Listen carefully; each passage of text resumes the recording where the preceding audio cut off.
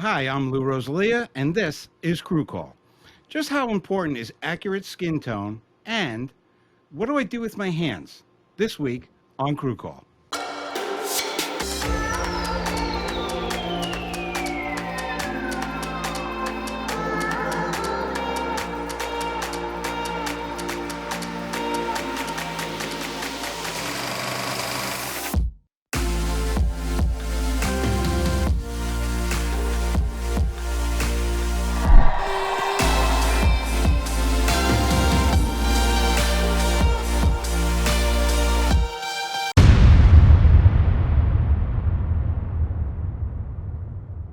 Joining me is a fresh group of professionals. Frank is still where he is, undisclosed location, but he looks good. He's tan, right? Yeah. Yep. Good, beautiful. Yeah, rehab. Yep. Expensive rehab. Scott Can we Crosby, really welcome. actually make sure that people know that I'm not actually in rehab? I'm out. He's not. Nope. He's not in rehab. He's really not in No. rehab. He's working. Nope. I have been on the road out on location for 2 different jobs, and I'm staying at a friend's house in Savannah, Georgia, right now. Ah, most Friend haunted runs a city. rehab in Savannah, Georgia. The success rate is through the roof. Oh, this is fantastic. Well, welcome Scott Glozzi and welcome Joe Scacciaferro. Nice to see you guys.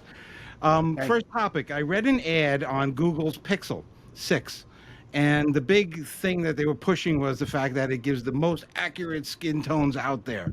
And I'm like, well, why is that important? Because everything that I've seen on Instagram and all these filters and whatnot, I always ask, Danielle, my significant other, I says, is this like really how these people look, or are these filters? So what's the purpose of all this skin tone accuracy stuff coming around? So with that said, Joe, you've seen a lot of stuff coming through the ages of audio getting better, video getting better, lighting getting better. What changes have you made? What have you seen? What are the biggest things that stick out in terms of where things were to where they are now? Holy crap, that's a lot of questions in one sentence. It is, but you're good. You can do it. Frank, you're in rehab. You've got clear thinking. Help him. I got it. I'm only going to answer one. Go ahead. So you're asking about basically all these filters that are now all over the place. Yeah. And where were they and what purpose do they have? They're not really used professionally. Where you find most, it's an AI, and because before, still to this day, talent in broadcast, talent in music, talent anywhere, there's makeup, there's hair, there's wardrobe, there's people that take care of you. There's people that make you look right for whatever technology you're standing in front of. Today, every individual believes their talent, but they don't have makeup and hair. So when they do this and they're, hey, how you doing? They look like crap. So phone companies, technologies, smart enough, so they say, okay, there's a need. These people, let's put up AI. Let's change their skin tone. Let's change the lighting. Let's automatically do all that. So that's where most of this tech nests now, is in the individuals who are all want to be celebrities, who look like celebrities, but celebrities have a gang of people who make them look that way.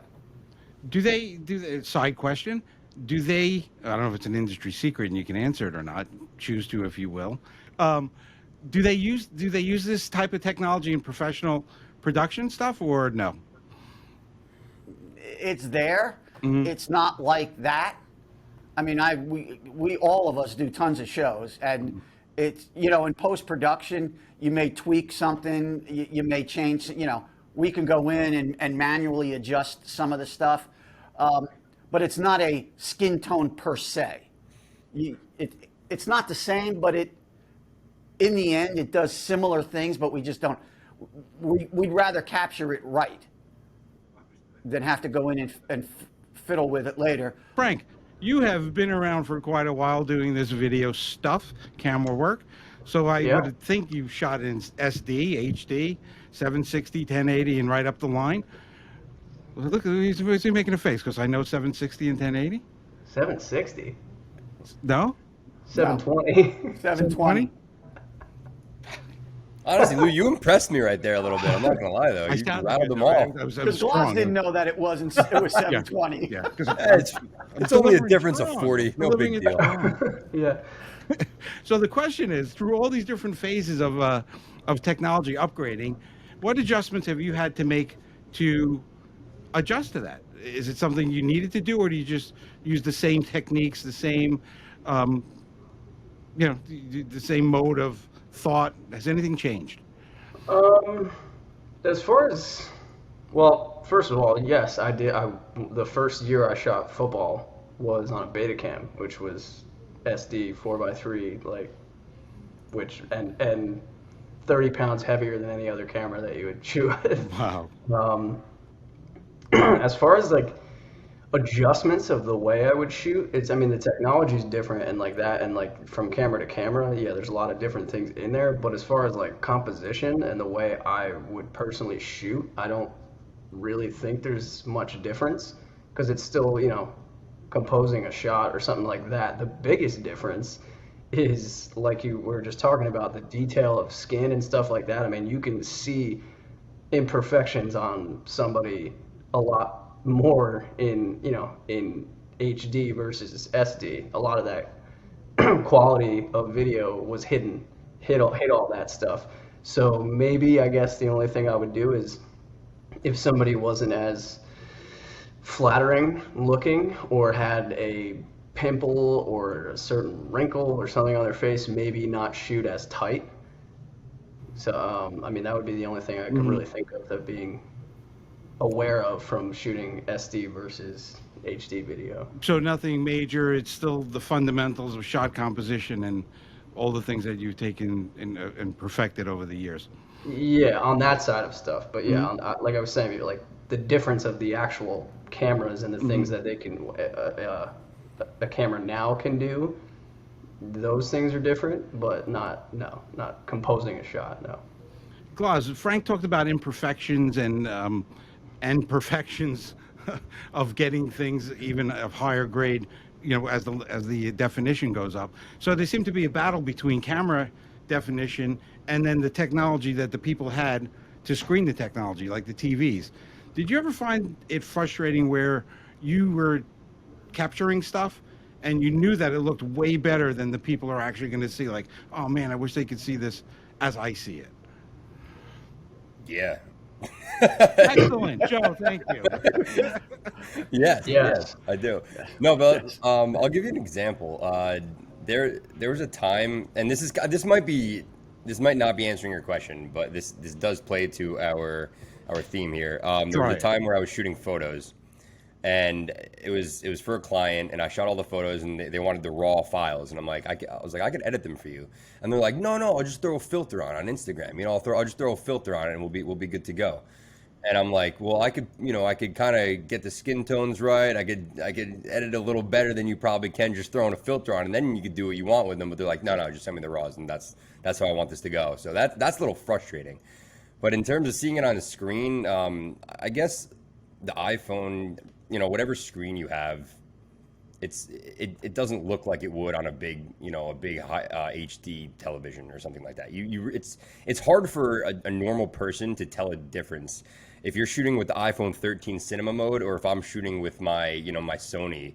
It's hard for the average person to tell the difference. We could all tell the difference easily. We'll pick it out right away. But yeah, it's not like a competition. I guess it's just the norm now, and it sucks. It kind of just sucks. But that's where we're at. Well, so. Listen, somebody with the critical eye that I have can certainly see the difference between 760. 80/20. What are you doing?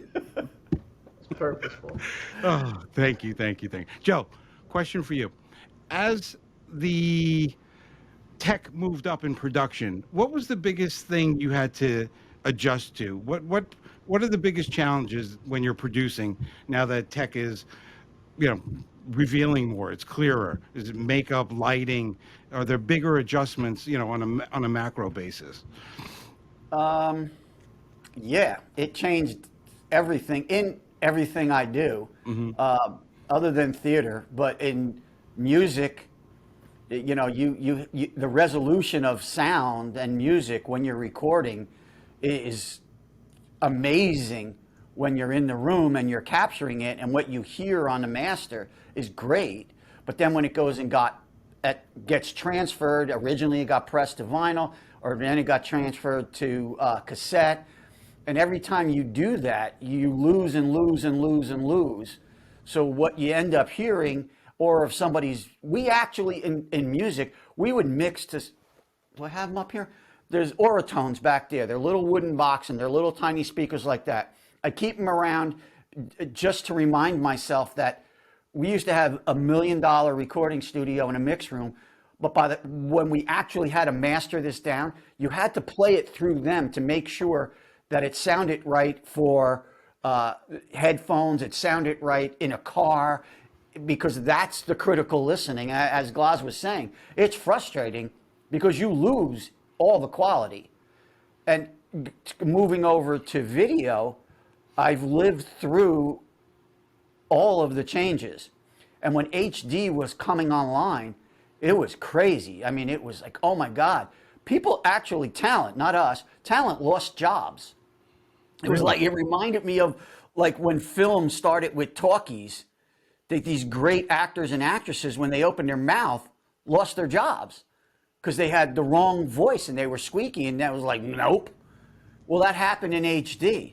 People who got away with looking a particular way, you know, the blemishes and the skin tones that Frank was talking about, it's gone. I mean, once HD was unforgiving. And in the early days, and when you were saying about that, we actually had to tape the cameras off so that they, remember those, Frank? Yeah. So that they would shoot. I'm not going to go into all the details, but the cameras were built for SD. 4x3, yeah. Yeah, so they're like this, and now all of a sudden you're looking at this. So camera guys were framing for this and not worrying about what was on the outside. So anyway, all of those things. But the biggest difference is when technology got good in anywhere, and 4K took it to another level. It starts changing what's on the other side of that camera. You can't fake things as well as you could. Makeup had to change, hair had to change, lighting took a dramatic hit because lighting had to change drastically to fit these new high resolution, sonically and visually. There you go. That's a perfect lead into the next question, because I was going to ask you, Frank, what benefit does having a working knowledge around lighting have for you? Does it help as a cameraman? Yeah, real quick. I thought Joe was going to say he kept those Oratones around to remind him how old he was, but okay. That's okay. I thought you were going to make a crack about how the studio smells like a dead mouse right now, because I live in a wooded area and it smells like a dead mouse, but nobody knows that. Oh, you guys are too much. Go ahead. I'm sorry. Can you repeat the question? Yes, I can repeat the question. Is it 780? 760? The question was, how much help is it for you as a cameraman to have a working knowledge of lighting? I mean, it helps immensely. I mean, no, I think it might be easier to answer it the other way. Like if I didn't know anything about lighting, because then you're trying to create everything in the camera, but having a knowledge of what color lights to use, how much light to use, which helps produce the picture that you want. I mean, that's a huge help of shooting it anywhere, really, whether it be using the sun as a light or using a different color light, like a tungsten color versus a daylight color, which those are just, you know, the 3200 Kelvin, Kelvin versus 5600 Kelvin, because it also goes back to the same thing that you were asking about or talking about with skin tone, because you can match the correct skin tone versus the light that you're using, whether you're inside or outside. So I mean, if I didn't have that knowledge, you would be really relying on the camera to do all that work for you. That's a great answer, and I can't stop thinking that 3200 Kelvin sounds like a character. Sounds like a character in a cartoon, like a sci-fi cartoon. Kelvin. 3200 Kelvin, go get them. Kelvin and the Chipmunks. Yeah. Glaz, I have a question for you. Do you find it jarring or challenging having to go back if you're forced to work with lesser quality imaging equipment? Like if you can only get a camera that's X amount of this, or you can only be in a situation that allows, not the optimal amount of, not the optimal setting to capture what you want. What's that like? Like kind of working in reverse. Yeah, well, I guess maybe not quality, but in terms of having all the bells and whistles. Like I've shot things where I would need audio in my camera, but you shoot external audio because I don't have the means of acquiring a cinema camera or a camera. I'm going to try to explain this for people who don't understand, but I have a DSLR, which is a smaller camera, and it doesn't. I don't have any good quality audio inputs in that camera, as opposed to a more expensive camera that you have. You'll have XLR inputs where you can put a professional quality mic into, and then all your audio is, I'm gonna say, embedded into it's on your image. You have your image and your audio is married. Where if I'm shooting with my camera on location, I have to sync those up in editing. So there's why we do the clap test. If you ever watch any of our behind the scenes, you'll see us clapping right before you start. You start recording your audio, start recording your camera, you clap, and that clap creates a big hit in your audio on both tracks, on your scratch track, on your camera, and on your audio track. And then in post, you match those up. You can expand your timeline and you match those up, and that's how you sync your audio. So yeah, there's definitely limitations I work with sometimes, but as a professional, I'd like to think I'm good at finding workarounds, especially, with what we do. And I think I pull a lot of that from Joe's teaching in the past. You always got to find a good workaround. Exactly. And you know what? That's a great thing, because that brings us to our second topic, which two things happened this week that I'm thinking, how do you manage this? What is the workaround? The first is I watched the CNN town hall with President Biden, and at one point he was just kind of standing there with his hands just like this, and that's that. And I want to ask Joe a question about that, producing talent that maybe touches their face or doesn't quite know what to do with their hands. And then the second thing that I had to think about was my mom, because of the floods, got a new washer that is touch sensitive, the Maytag, and she thinks that they're real dials, but they're not. They're just touch sensitive dials, and she's continually turning it off, turning it on, and it's just a complete mess. So hence the topic, what do I do with my hands? Joe, to the question I wanted to ask you is what is it like producing on-air talent who maybe just has awkward moments, like they're sitting there like this? That's probably, and it's funny you hit on it, because I don't think we've ever talked about this. That's probably one of the first questions I'm asked by new talent. Really? What do I do with my hands? No. I was like, and in the beginning, I was like,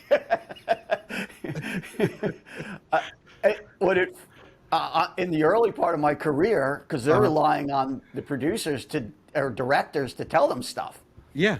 I said, well, what do I do with my hands? I said, I don't know. What do you do with them when you're talking to people? Like, I don't know. What do you do? Do this? Do you do this? Is it like Gloss, Love Sports? Is it catcher to pitcher?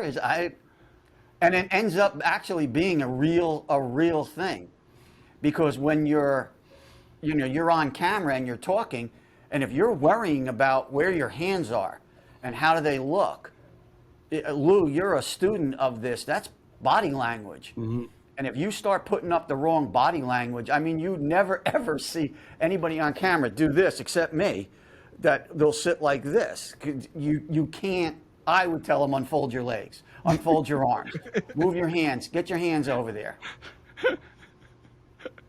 Yeah. And it's funny. It's funny you hit that, because that is actually a really big thing that people, and then they become, there's certain mannerisms that you'll see comedians mimicking other people, and the first thing they do is go to a body language thing that those people do. Yeah. And you see that a lot on some of these Monday morning quarterbacking shows, not really sports quarterbacking, but analysis of things. Like, we have a body language expert coming in, and we're going to talk about the interview, and when he did this, he was that, and that. It's all just here or there. But it is a thing. I'm glad to hear, because I'm like, that's kind of crazy. It's legit. It's a thing you don't think of. Frank, I want to talk to you about hands, but in the terms of industrial design. So as you're specialty camera operating, things are being innovated pretty quickly and then moving out. So there's probably not a lot of time for refinement. Like an old DSLR's, got things that they've refined over time to make it more comfortable, a better hand position for the button or the trigger or adjustments. What's it like in the field you're in? Are there things that are made that work great, but you wish might be more easily accessible or built better? Yeah. I mean, a lot of the stuff that, especially a lot of the robo stuff, Uh-huh. that's still, it's all very analog built, and it's analog driven. And they're like a lot of the robotic stuff that I do. Most of the boxes they're literally just black squares that have like a joystick and a zoom control on it, and some of them have a few buttons where you can switch from camera to camera. But for the most part, when you would look at it and then you see like what it's actually doing, you'd be like, this is, if you didn't know anything, you'd be like, this is what controls this. Most people would probably think it's like an Xbox controller or like some video game controller Yeah, or some yeah. crazy like thing that you're, I don't know, especially now, like everybody, knows what drones are and they know what the controllers look like. Like that's not what any of my stuff looks like. It's very analog driven. So the simplicity of it is good in functionality, especially because if something goes wrong, there's really not that, the guts of the actual thing is really not that crazy, so you can kind of fix things quickly, and it's not like a menu thing or anything like that. But the ergonomics of how some of these are built, I would build them differently, because it's definitely not necessarily an operator that built these. I mean, it was the same thing with handheld cameras. Like when I first started, it's like you can tell that this was not built by a camera operator, because you'd be like, okay, why would this be over here, or why isn't this more comfortable, or why wouldn't you put something here for this certain situation? So if there was that cross platform, or Yeah. if it was built in conjunction with like the engineer and the actual manufacturer, with someone that actually operated it, I feel like a lot of these things would look and feel a lot different. Yeah. And, Frank, if you could use an Xbox controller to operate everything, would you? Yeah, Across the of board? course. I mean, I've mapped that out. The first time I ever got on one of these robo controllers, I was like, this is ridiculous. I was like, anybody who's my age and coming up after this, I was like, would feel way more comfortable if we could just figure out how to program an Xbox controller to do that.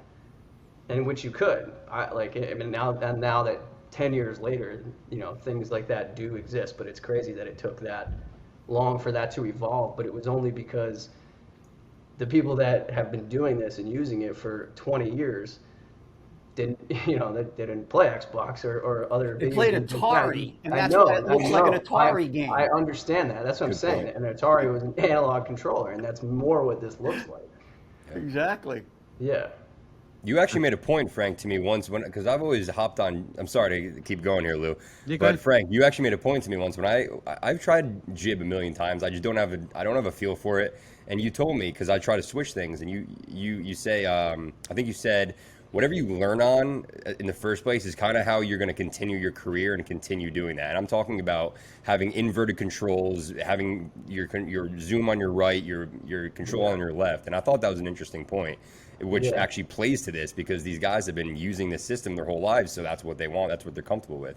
Yeah, and I feel like, in the next, as the generations keep progressing and the technology gets even better, I think that I'm not saying it will be obsolete soon or anything like that, but it'll be modified to fit more of, my generation and the generations to come that are getting into this field, because it's also going to be like, those people are going to get a lot more people my age or younger getting into these positions and start learning, and then there's going to be the other side of that start building those things, and then it could, I feel like it'll slowly start moving towards that way.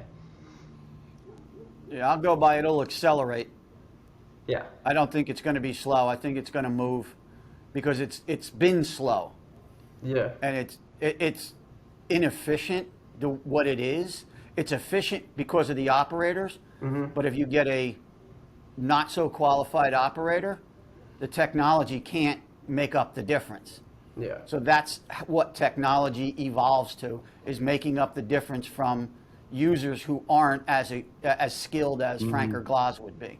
Yeah, So I and I think mean, it'll accelerate quicker, because what they do is the future of this industry, but the future is right now. It's not 10 years from now. Right. So Right. everything's going to move up quickly. And I totally agree with that, but I'm actually like extremely fortunate and like happy that I had the opportunity to learn on that and be in the middle of it, of the transition into the next thing, because I feel like I could have a lot of say into how it should, because at least I know that system, and I Right. know where it could get better, and I could also kind of be that translator to both systems. Yeah, absolutely, absolutely.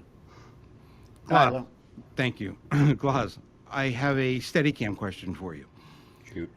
Steadicam doesn't look like the most comfortable thing to be wrapped around you. And then you got somebody behind you with the, pulling the cables, all that other stuff. What's the hand position for that? With all that gear, are you using it? Are you touching things or activating things, or is your hand position specific and everything else is just hanging on? No, everything you do is with a purpose when you have that camera system on. There's different types of positions, like there's a resting position, there's a flying position, there's a couple resting positions. But no, mainly what I'm doing, let me back up a little bit so you can see, I hope you can still hear me. My left hand drives the sled. My pinky specifically, with the most minute amount of pressure, drives the sled. My What's right the sled? hand, What's the sled? I thought the sled- deers drove the sled. What? Well, that just in The December. reindeer. The rest of the year, I drive the sled. Sorry, Stana. No, the sled is the actual piece of equipment that hangs off Okay. the gimbal. So the sled is what the camera sits on. So your left hand is what is around the actual pole that hangs freely. So you have to have the tiniest little hand movements in order to operate the Steadicam. My right hand now is on the controllers. So my left hand is pushing, pulling, panning. My right hand is zooming and focusing. And what I have is a handle that hangs off the gimbal. My thumb is in my zoom, and my finger, there's a little wheel on the bottom of the handle that I focus with. So my hand positions are the most important thing other than my body position on the camera. Because if I make the tiniest little false movement with my hand, that sled is swinging. And I'm losing my horizon, I'm losing something. But when I'm resting, there's a couple resting positions, because sometimes you stand a lot on set. And like you said, Lou, the Steadicam isn't the most comfortable thing to have on for an extended period of times. So there's a resting position where you can literally, like, the camera sits on a spring-loaded arm on my vest. So when I'm resting, I can take the entire system and flip it up and put it on my shoulder, and then I'm just standing there like this, one hand, and then I could do whatever I want with my right hand. I could flip you off, I could give you a peace sign, thumbs up, whatever. Doesn't matter. But another resting position is to actually hug the Steadicam. So I'll pull it into my body so it's not out in front of me and it's not putting the strain on my back and my waist. And I'm actually just hugging it and standing there like this. So it I takes love you, all Steadicam. off. I love you, buddy. You're so smooth and steady. You're such a good camera. But yeah, hand position is really key. And it took me a long time to just learn how to maneuver my hand and drive with my pinky and things like that, because they really are tiny little movements you're making with your hands to get the camera to perform in certain ways. And So, you yeah, know what? hand position is key. That's not the answer I thought. I thought it was going to be, I just really have pretty much one button. Most of it is me moving, No. my physicalness, but it's not that at all. It's about- Steadicam's a lot. It's a lot of moving elements. I think I said it before on crew call. It took me a month to just figure out how to stand with my waist so the camera wouldn't fly away from me or fly into me and bash me in the face. Because I can now stand with no hands. Look, Mom, no hands. And I can have the Steadicam actually hang there and not move at all. I could actually walk forward and back, side to side. But this is me, I've done it for a long time. Yeah. To the point where I can kind of maneuver it just with my hips. Yep. It's a dance. It literally is a dance. I'm not even kidding. It's me and the Swinging the Steadicam hips around. out on the floor. Everybody's on it. It's our wedding day. We had a little bit of cake and we're dancing, So yeah, it's a lot of moving parts. I'll stop talking now. Oh, this is great. Good job. This is great. Thank you. That was excellent. Excellent. Joe, I want to turn to my mom and you context of this whole touch sensitive stuff. We're talking about tiny movements and how things can get turned on and off today pretty quickly.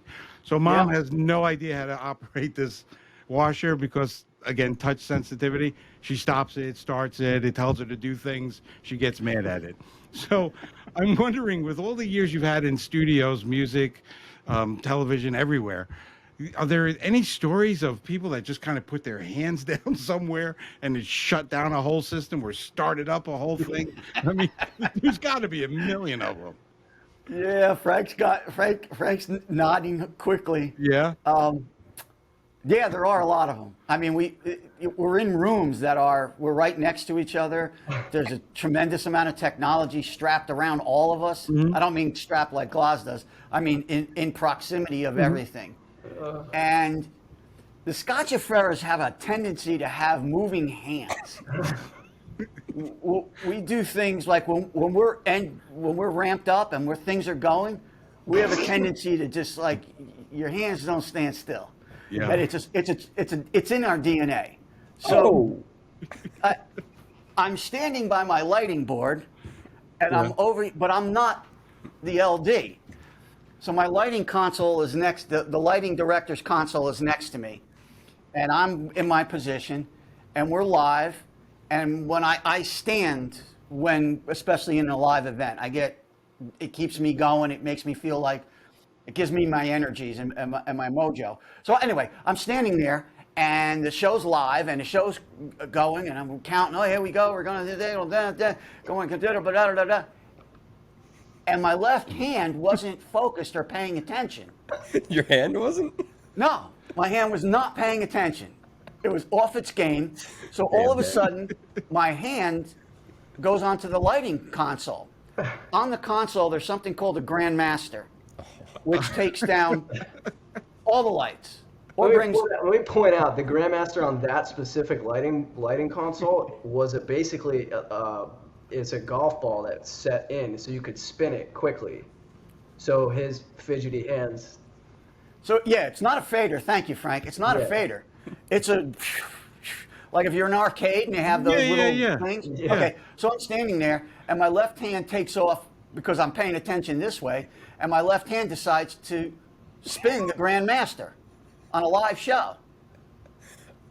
And being the instinctive producer that I am, my first reaction is, what the hell is going on? Why the lights? And I'm, Mind you, like that spin went down, so the entire studio just went black. And I'm in the studio, and like I thought we just lost power, but I was like, wait a second, my jib's on, and then I hear him yelling, and nobody knows what's going on. And I'm yelling. You're still doing it as you're yelling.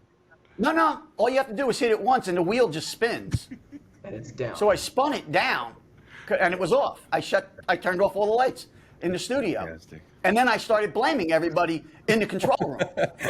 That's fantastic. Because I did the same thing Frank did. I looked around and I saw that we didn't have a blackout because all our gear was still on. Right. But the multi-viewer, which is every camera's monitor is in front of me, was all black because the cameras are all black. The studio's dark. Yeah. My lighting director, God bless him, he's one of the chillest guys ever, leans over to me and goes, you turned my lights off. Why? Like that. And I said, what? And he goes, yeah, your left hand just spun the Grandmaster down. So he rolled it back up. No. Before when you realized what had happened, you then spun it all the way up. Yes. And it was completely at 100%, where it usually would probably live around 70%. Yeah, you're right, so Frank. Thank you. Like we were on the sun. It went from completely pitch when black he told me, to I just freaked, so I just rolled it the other way. Yeah. And thank God our talent, who's on air, this is live, he's on air, and he makes the best remark I've ever seen anybody on air do. Which was? He goes, oh, you have to understand, must have rolling blackouts out here. And I was like, oh, good. Lights went down, everything went back to normal, and we're up and running, and we were good to go. And that was it. I have a lot of those. And for anybody out that, it was kind of like the situation, if anybody watches Silicon Valley, when, what's his name, Rich Hanneman? or Rich Yes. Hanneman, whatever, Hanneman, when he puts the Trace Comas bottle on the delete key, and they start deleting all the files, and everyone's like, "What's going on?" He's like, "The Trace Comas bottle is just a little Just on the on the corner delete there." key there." He puts it back down. Hilarious. Oh my Yeah, God. That was my that's big not one, good. Lou. Frank, do you worry Yeah. about playing sports where you might hurt your hand, where you can no longer be a specialty camera operator because of an injury? That's the question. Now in my older years, yes, I don't do that anymore.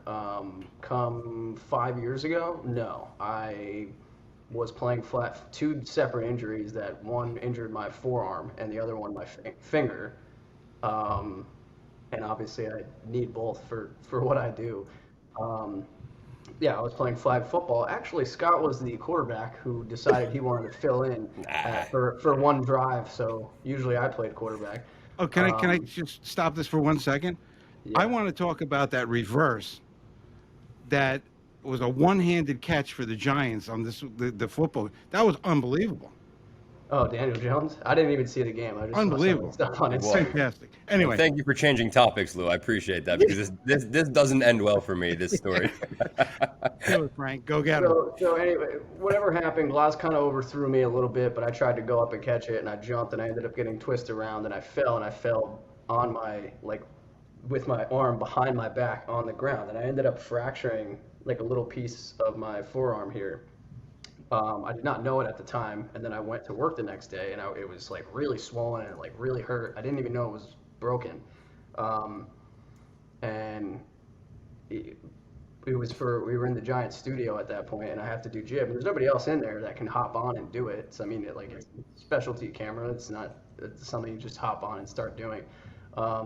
So when I ended up going and getting a X-ray, it was in fact broken, and they wanted to put me in a hard cast, but I opted to be in a soft sling, so I could still maneuver my arm to a certain point to be able to still do jib.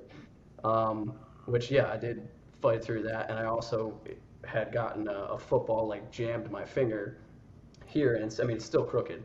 And yeah, I had kind of broken my finger at that point. And after those injuries, I was like, all right, if I get seriously hurt, I'm not gonna be able to make a living. So I kind of hung the cleats up, so to speak, and stick to golf now. Not many injuries in golf. It's funny, right? As we get older, you realize that we're not that invincible. Yeah. It's an interesting paradigm. Glass, Unfortunately. yeah, right. Glass, talking about strength, hand strength, and we talked about your Steadicam work a little bit. It's very physical. How important is it to have strong hands for that, or is it not? Uh, Strong hands don't. I guess they don't. Doesn't really matter that you have strong hands, but I mean, you definitely need to be in shape. You know, that you're carrying around 60, 70 plus pounds, depending on the rig. And it's taxing on your body. It takes a toll. Like I had a show I'm not going to name, but it kind of used the Steadicam a little incorrectly, and it hurt my back. My back got really weak over time, and I had to stop doing that show because number one, they weren't using it right. They were having me on way too long of segments, live segments too, so I had no choice but to fly it and hang it off. When you're hanging the Steadicam and you're staying still, it is a lot. I'd rather be moving around because at least your body's moving and your blood's flowing. You're not just sitting in one spot. Hanging the Steadicam off of your body, it's extended out in front of you. It's pulling down on you. You need those periods of time where you can just throw it up on your shoulder and rest. So yeah, if you're not in shape and you're not really stretching, doing at least a minimum exercising 2-3 times a week, you can get hurt doing it. If you're doing it incorrectly, if you were taught incorrectly, a lot of things play a factor. But hand strength isn't really a huge deal with Steadicam. It's more of having core strength and having a good set of legs under you, and being able to move around and stay nimble. But luckily, I try to keep myself in good shape. And You don't go to the gym and like do curls with your fingers? that's it. Yeah, just I got to keep my hands real My hand made of wood, real sturdy. People look over you at the gym. Oh, he must be a steady cam. He's a op. steady cam Gotta guy. be. Look at He's the doing look, finger look how curls. he's using that machine. You don't use a machine like that. It's not for that. No way. It's for triceps. I do Steadicam moves around the gym. That's all I do. I run around back and forth, side to side. I move like a Steadicam operator. That's how we move like this. Gentlemen, I have learned a tremendous amount of stuff, and I'm so happy that the hands thing actually worked out, that it was something. Joe, thanks for explaining the differences of technology and the adjustments that needed to be made. And that's it for today's show, folks. I think we've said just about everything we could. Until next week, gentlemen, I bid you farewell. Tell your mom I said hi. You Bye, got guys. it. You got Bye, it. guys. Bye. Bye. See ya.